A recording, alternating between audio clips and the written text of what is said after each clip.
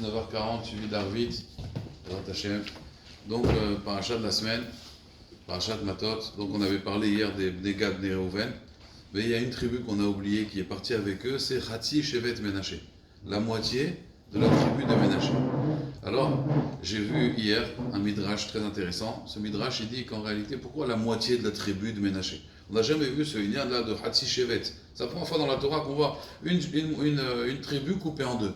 Il dit un midrash qu'en réalité, il faut savoir que quand Yosef il a fait, on va dire, tout ce qu'il a voulu faire à ses frères, vous savez, il leur a fait croire que c'était pas Yosef et que c'était des explorateurs. Bon, tout ce qu'il a manigancé, qui était son bras droit à l'époque, c'était Ménaché. Et Ménaché, c'est lui qui a pris la coupe de Yosef, la Gavia, et qui l'a mis dans les affaires de Binyamin. Et c'est lui après qui est venu, qui a dit arrêtez, vous avez volé mon père. Et c'est lui qui a sorti la Gavia, qui a sorti la coupe dans le sac de Binyamin. Et là, quand les frères ils ont vu ça, qu'est-ce qu'ils ont fait? Ils ont fait kriya, ils ont déchiré leurs vêtements. Parce qu'ils ont dit maintenant on va faire du tsar à notre père, Binyamin, il va être prisonnier, ils ont compris la suite. Qu'est-ce qu'ils ont fait? Ils ont fait kriya, ils ont coupé leurs vêtements en deux, comme en signe de deuil. Et alors le Midrash dit à Akadosh Baruch Hu, il dit toi Ménaché, tu as entraîné cette déchirure, même si c'est Yosef qui t'a envoyé, mais tu as été le chaliar. Alors toi aussi, la Hatid, ta tribu, elle va être coupée en deux. Il faut savoir à Botaï que chaque chose qu'on fait, c'est que même le Rav Ben Sion Abba Shaul, j'ai entendu il n'y a pas longtemps, c'est Saïloula il n'y a pas longtemps, le Rav Ben Sion Abba Shaul, qu'est-ce qu'il a fait, Rav Ben Sion Abba Shaul? Il était posek halacha. Un jour, un Ani, il lui a amené un poulet au Beddin. Il a regardé, il a dit, dis-lui qu'il est taref. Va lui dire. Il a dit, mais Rav, d'habitude, c'est vous qui dites aux gens la halacha. Il a dit, je ne veux pas être chaliar de ça. Il va rentrer chez lui maintenant, il va dire c'est taref, il va avoir la tête jusqu'au parterre. Mais Mesken, il a peut-être que ça à manger. Il a dit, moi, je ne veux pas être le chaliar de la punition. Je suis obligé de trancher la halakha, mais je ne veux pas que ça passe par moi. Vous savez, Rabotaï, on raconte sur Rav Moshe Feinstein qu'il avait à peu près 75 ans, et il a fait pas une crise cardiaque, un arrêt cardiaque, pour être précis, et il est parti à l'hôpital et tout. Et bon, Hachem, tous ses élèves sont venus aux États-Unis, c'était le Posek Ador, ils ont envahi l'hôpital, son fils il est venu, il a dit, papa, comment tu te sens? Il dit, écoute, je me sens mieux, mais j'ai senti qu'on m'a arraché le cœur. J'ai senti qu'on m'a arraché le cœur. Et la peine que j'avais, c'est pas ça. La peine que j'avais, c'est je me suis dit, qu'est-ce que j'ai fait pour qu'il m'arrive une chose pareille? Il a réfléchi, il a dit, je me rappelle maintenant. Il a dit, je rentrais à la Yeshiva Ktana. C'était les premières années, je rentrais à la Yeshiva. Et quand on commence à étudier, au début c'est dur, la Gemara, c'est pas simple. Et on travaillait sur un texte de Gemara. Et il y avait un ami à côté de moi, il avait du mal. Et il faisait la grimace, il n'arrivait pas, il ne comprenait pas. Et moi d'un coup j'ai compris. Et quand on comprend un texte, on a un sourire. Il a dit, j'ai souri. J'étais content. Et lui, il m'a vu. Et j'aurais dû m'arrêter de sourire. Et j'ai continué à sourire, j'étais content. Et lui, quand il m'a vu sourire, ça veut dire qu'il a compris que j'ai compris. Ça lui a arraché le cœur. Et après, il m'a dit, tu sais, tu m'as arraché le cœur. Je lui ai dit, pourquoi?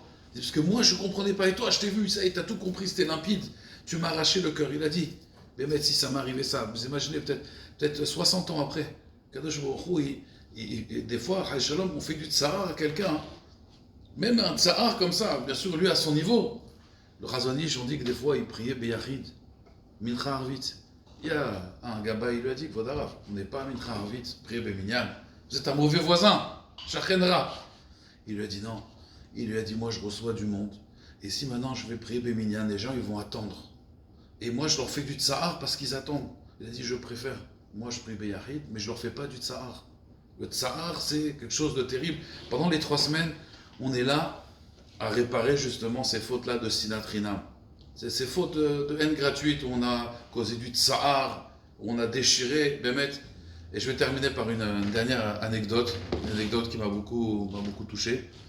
À Botaï, on raconte comme ça qu'il y avait quelqu'un qui habitait en Chutzlaret, je crois qu'il habitait en Suisse. Il est parti voir l'un des plus grands chatranes en Israël. Vous savez, les chatranes, c'est ceux qui font les shidochim, les rencontres arrangées. Lui, c'était un homme, c'était pas une femme. C'était le plus grand chatran d'Israël. Quelqu'un, il veut se marier, tous les cas, désespéré, pas désespéré, ils viennent le voir, il est marié. Il est parti voir le père du chatan, il a été d'un garçon. Il a dit, voilà mon fils, il est beau, il a une bonne situation, il est intelligent, il a des bonnes midotes, il est religieux, il ne trouve pas. Bon, il a dit, ok, ton fils, il est parfait, amène-le-moi. Je veux le voir, tous, ils sont parfaits. Et il voit le fils, effectivement, mettre le chatran professionnel.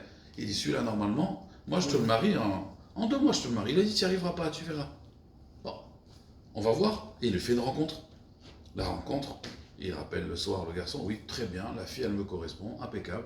La fille, il appelle la fille elle lui dit, écoutez, il me correspond, tout est sur le papier, il a des bonnes midotes, mais ça ne convient pas. L'omatime, on dit en anglais. Il n'y a pas le clic, le déclic, le feeling. Ça ne marche pas. Bon, ok, ça arrive. Il n'y a pas eu le courant qui est passé. 2e fille, 3e fille, 4e fille, 5e, 10e fille. Et toujours la même chose. Il est très bien. Alors, ça ne convient pas. Makara, qu'est-ce qui se passe? Alors, il lui dit, écoute, je ne comprends pas. Et il appelle le père, il lui dit, écoute, il y a un vrai problème, il faut que tu ailles voir un Mekoubal. Il y a un problème. Toutes les filles, elles disent, l'omatim. Ça ne convient pas, ça ne convient pas. Et là, le père, il se met à pleurer. Et il dit, je sais pourquoi ça ne convient pas. Il disait, pourquoi ça ne convient pas? Il dit, non. Et je vais te raconter, moi, j'étais un petit informaticien. Et un jour, j'ai inventé un brevet en informatique. Il m'a dit, ça m'a rapporté des millions. Il a dit, aujourd'hui, je travaille juste pour m'occuper, j'ai plus besoin de travailler. C'est bon, Hachem, une bracha extraordinaire. Il a fait un brevet, il a gagné de l'argent fou. Il est devenu très riche. Il est devenu tellement riche, il a dit, moi j'ai aidé les yeshivot, la synagogue, c'est moi qui ai acheté toutes les aliotes, c'est moi qui... Je donnais. Par la force des choses, il est devenu président d'une communauté. Il a dit, le problème, c'est que quand je suis devenu président, moi, j'avais pas l'habitude. Vous savez, bon, Hachem, les juifs, ils sont faciles à gérer. Alors j'arrive, l'autre il veut la clim, l'autre il veut pas la clim, l'autre il veut ouvrir la fenêtre, l'autre il veut aller plus vite, l'autre il veut aller plus doucement dans la tefila. Et moi, ils ont commencé à me rendre fou, moi j'avais pas l'expérience. Alors j'ai dit, écoutez, vous n'êtes pas matim à la synagogue.